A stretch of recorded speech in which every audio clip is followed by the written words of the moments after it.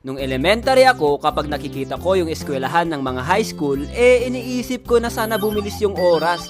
Gusto ko nang lumaki. Gusto ko nang maranasan ang pagiging isang teenager. Gusto ko nang maging cool kid. Sa teenage life, dito natin mararanasan ang tinatawag na identity exploration. Tinitignan mo kung saan ka bilong. Hinahanap mo kung saan mo ipagsisiksikan yung sarili mo. Anong klaseng mga tropa ang gusto mong pakisamahan? May iba't ibang klaseng mga grupo ng mga kaibigan nung high school. Andyan yung mga grupo ng mga kaibigan na mahilig sa music, mga tropahan ng mga matatalinong tao na ayaw magpakopya.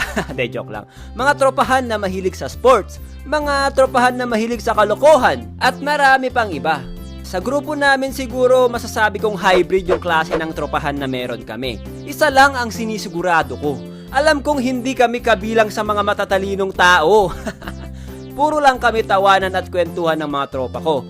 Meron pa nga yung hindi namin makakalimutan. Nagtatawanan at nagkwekwentuhan kaming tatlo.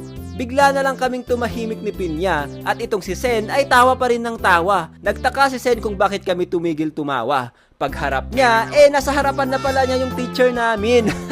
Kulang na lang maghalikan silang dalawa. Kala ko kapag naging teenager na ako, maseseryoso ko na ang pag-aaral. Hindi pala. Isa pala ako sa mga humihingi ng papel. Isa pala ako sa mga nangungopya sa katabi. Isa pala ako sa mga hindi gumagawa ng assignment at projects. Isa pala ako sa mapupunta sa guidance dahil hindi pumapasok sa school at laging pumupunta sa kantin. Speaking of canteen, para makasave kami ng baon ni Pinya, nanglilimos kami sa mga classmate namin ng piso. May mga nagbibigay kasi nagmamakaawa kami. Kapag hindi nila kami bibigyan, pinipilit namin sila na bigyan kami. Naalala pa nga namin yung sinampal si Pinya nung humihingi siya ng piso.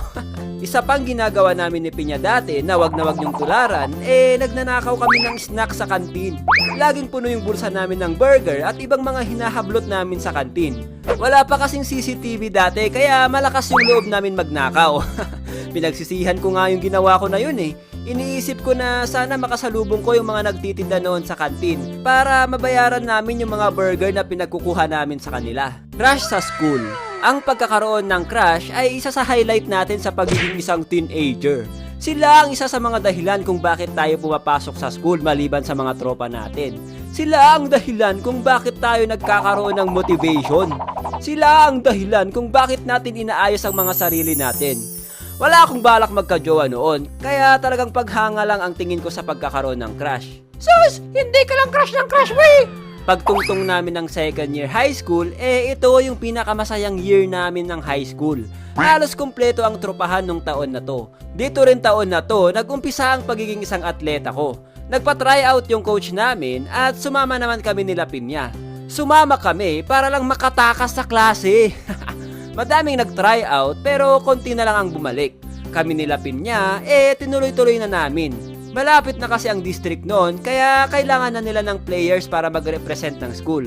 Sa kasamaang palad, natalo kami. Nagkaroon na rin ako ng sariling cellphone nung time na to. Walang iba kundi ang legendary cellphone na 3310. Sing tigas ng hammer ni Thor. Pwede mong ipangpukpok sa kinaiinisan mong tao. Kahit wasak na yung casing nito, gumagana pa rin. Kahit malublob sa tubig, ipatuloy mo lang, okay na. Pangmatagalan din ang battery nito, parang Motolite. Huwag mo lang i-overcharge dahil lolobo yung battery nito. Nauso na din kasi dati yung group message. Alam ko mga batang 90s lang makaka-relate nito. Yung paggising mo ng umaga magche-check ka kaagad ng GM na mala Jejemon. Meron pa dyan yung mga quotes at mga kantang malaimo ang lyrics. Akala mo GM yung text sa'yo pero sa'yo lang pala sined dahil crush ka nung classmate mo. Isa pang nakakatawa nung second year high school, naging journalist kami ni Pinya. Lecheng yan, nagtataka talaga ako paano kami naging journalist that time. Mga bonak kami. Kahit simpleng essay nga, hindi ako makapagsulat dati Maging journalist pa kaya?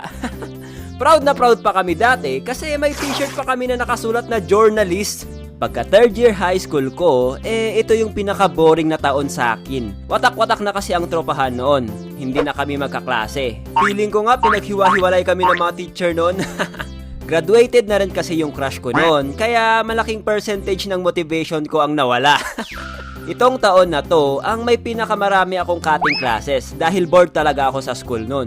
Gusto ko nga mapabilis yung oras that time para makagraduate na ako. Hindi rin ako masyado nagtitraining sa sports, nawalan talaga ako ng gana nung taon na to. Pinapatamaan na